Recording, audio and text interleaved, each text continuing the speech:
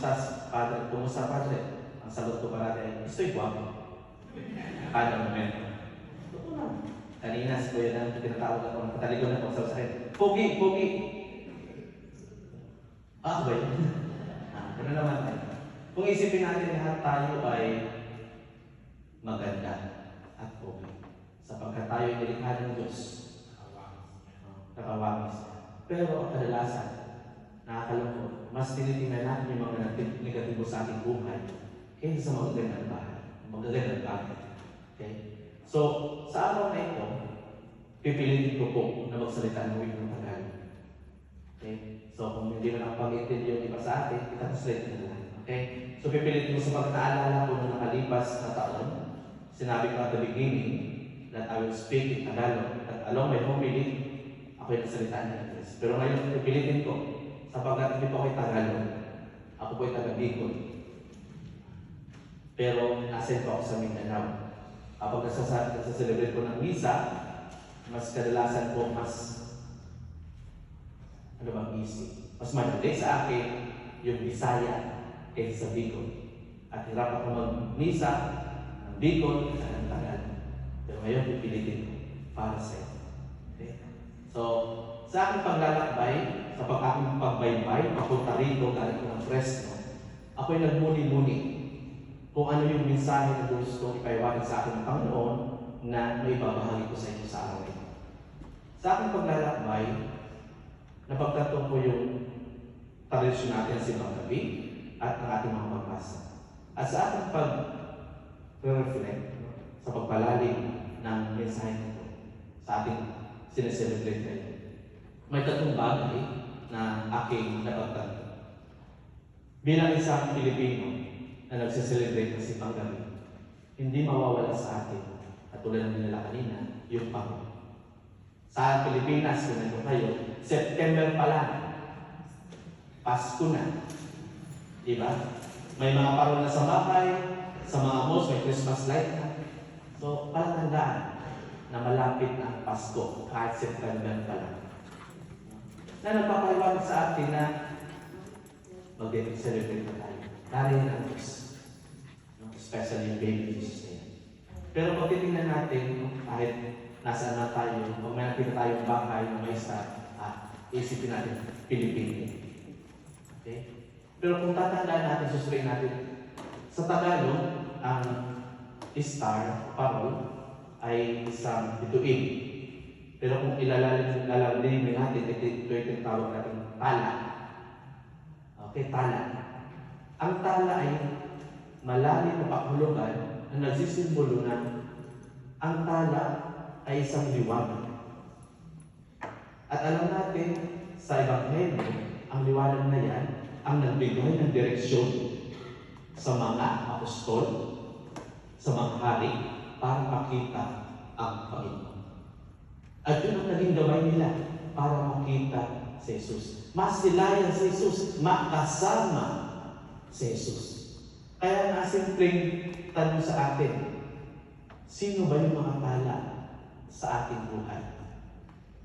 Kaya nga, kanina sinasabi ko, maganda ang buhay natin sapagkat yan ay biyaya ng Diyos. Kadalasan nakalungkot, mas focus tayo sa mga problema, hindi sa mga biyaya na binigay ng Panginoon. Kaya nga, sa araw na ito, sa pagdiriwang natin ang kapasnuhan, sa paghihintay natin ang kapaskuhan, maganda suriin natin, sino ba yung mga tala sa ating buhay na nagbibigay sa atin ng kasiyahan na tayo makalapit sa Diyos?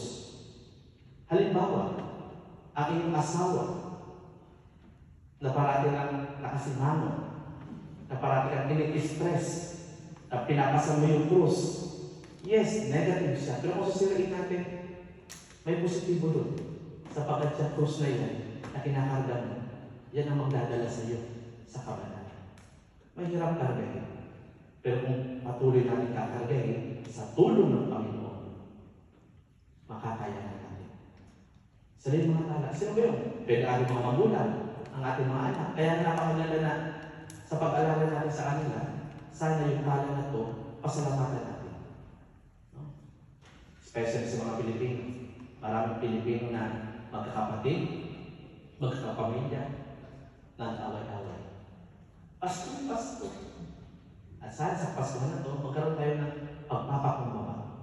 At lapitan natin yung tala nila. Sapagkat whether we like it or not, tala pa rin sila. Kahit minsan may mga negatibo sila ibinibigay o naging pabigat sila sa buhay natin. Pero alam natin, sila ay bahagi ng buhay natin na nagpapaalala na nandiyan ang Diyos. Kaya suriin natin, sino ba yung mga tala sa buhay natin? At pasalamatan natin sila. At kung sila ang nagpapakailangan, ipagdasal natin sila.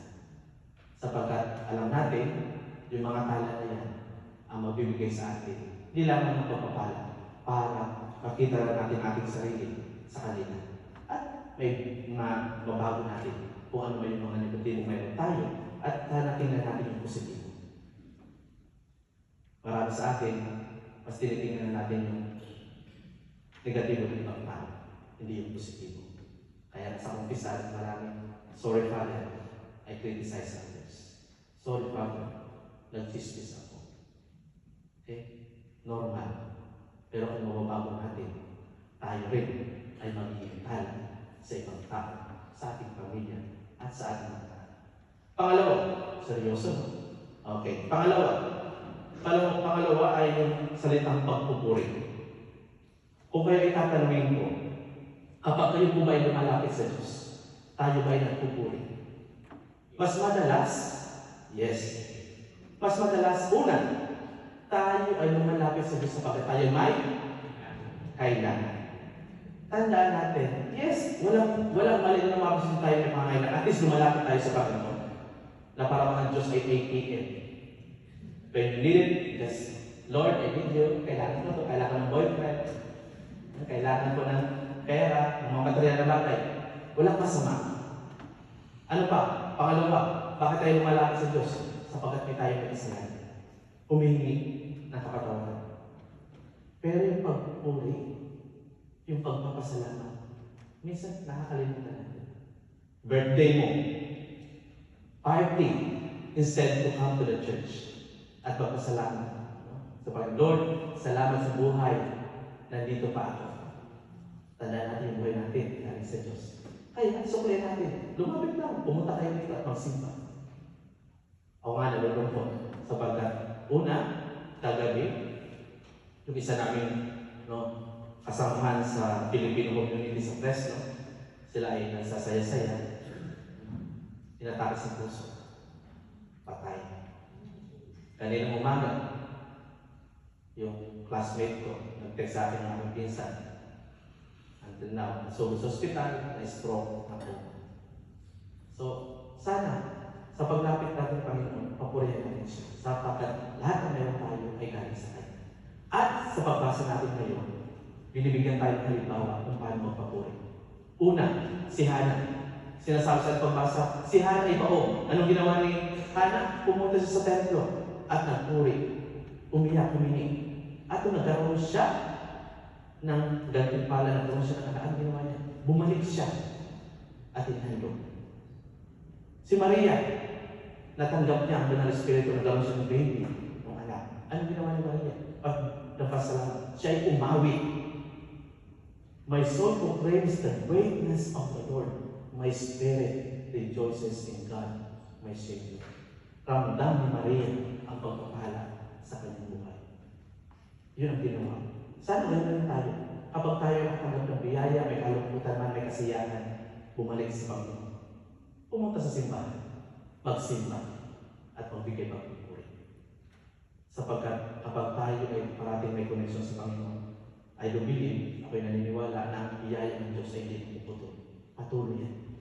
Kadalasan lang, kapag happy-happy na tayo sa buhay, nawawala ng Diyos. Pero pag may pangalanan, hindi ka na makalakad. Lord, may doubt ako. Called sin. So, yun lang po, papurihan natin ang Panginoon. Pero sa pagpupuri natin, may pangatlo dyan, na parang lumalim pa ang pagpupuri natin.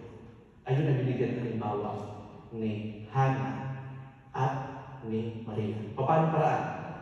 Sa pagbasa na rin natin. Sa pagpupuri ni Hana, ang ginawa niya, siya ay nagdala ng mga offering. Hindi lang yun.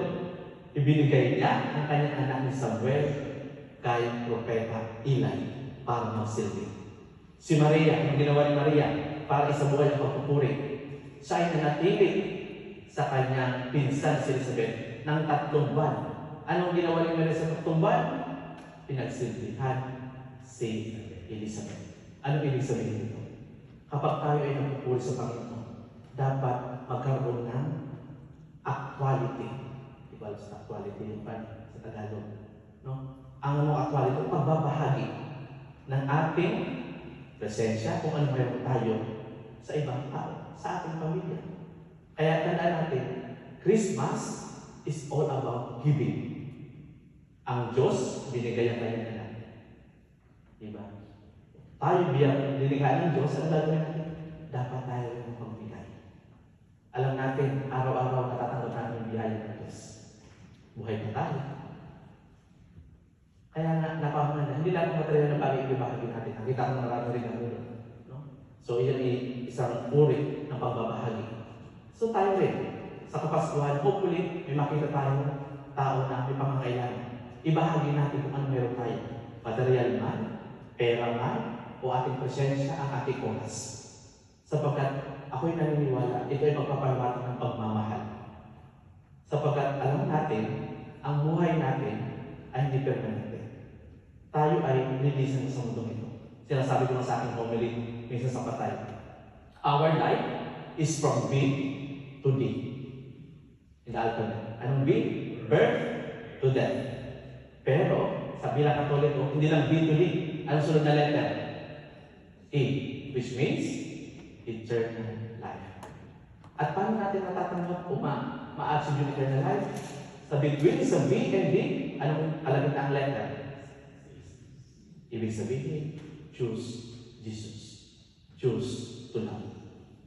And how can we love? Ibahagi natin kung ano mayroon tayo sa kapwa. Sapagkat ako'y naniniwala, kapag tayo ay namatay sa mundong ito, hindi tatanong ng Panginoon, "Uy, ilan ang bahay meron ka? Ilang kotse meron ka? Ilang pera mo sa bangko?" Hindi natin madadalagan. O ilang problema meron ka? Ang itatanong ng Panginoon sa atin, ako'y naniwala kung ikaw ay nagmahal, nung ikaw ay nabubuhay pa. At paano natin may ipasa sa buhay ang pagmamahal na yan, ibahagi natin kung ano mayroon tayo. Pakunti-kunti. Sapagkat pag ginagawa natin ito, ini-imitate natin ang Panginoon na nagbigay ng pagmamahal sa pamamagitan ng pagpapadala ng kanyang anak, itong anak, sa atin para sa ating kaligtasan. Simple lang mensahe, no? Pero kapag nagawa natin ito, kung tayo ay may tala sa buhay, yung mga tao nag-inspire sa atin. Pangalawa, kung tayo parating nagpupuri sa Panginoon. At pangatlo, kung tayo nagbabahagi, pagbabahagi, which is pagmamahal. Ito ang magiging sangkap para tayo ay pagpalain ng Panginoon. Na sa bawat pagsubok ng buhay, kapag ginagawa natin ito, sigurado, lahat ay ating kakayahan. Kaya nga, patuloy tayo na manatiling konektado sa Kanya. Sapagkat kapag ang tao hindi nakakonect sa Panginoon, ang buhay ay madilim. Kaya kung titignan niyo kung sarili natin sarili, kung pipikit kayo, ano ba ang makikita niyo? Wala. Pero kung tayo ay may koneksyon sa Diyos, tayo ay nagdarasal, tayo ay nagsisimba, may liwanag na magbibigay sa atin ng direksyon sa ating buhay. At ang liwanag na yan ay ang Panginoon. Magandang gabi sa inyo.